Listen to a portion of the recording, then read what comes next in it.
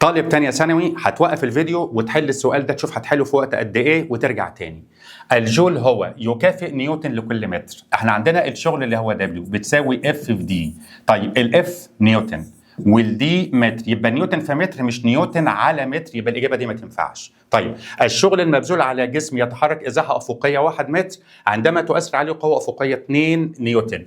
تعال نشوف، انت الازاحه بتاعتك بواحد والقوه ب2، تضرب 2 في 1 تطلع ب2 جول، غلط برضه. طيب طاقة حركة كرة كتلتها 2 كيلو جرام تتحرك بسرعة 1 متر لكل ثانية. هنا بقى هنجيب قانون طاقة الحركة اللي هي نص ام في تربيع. عوض بقى كده، انت عندك كتلتك ب2، يعني دي هتبقى نص في 2 في عندك السرعة 1 تربيع يبقى ب1، دي هتروح مع ديت تطلع ب1 جول، يبقى هي دي الإجابة الصحيحة. وحدة قياس كل من القوة والطاقة لا طبعا، يبقى الإجابة بتاعتي هتبقى ج. وما تتسرعش زي أحمد اما بيتسرع وبيختار نيوتن على متر على طول. ما تنساش تقول لي في الكومنتات هل حليت السؤال ده صح ولا لا.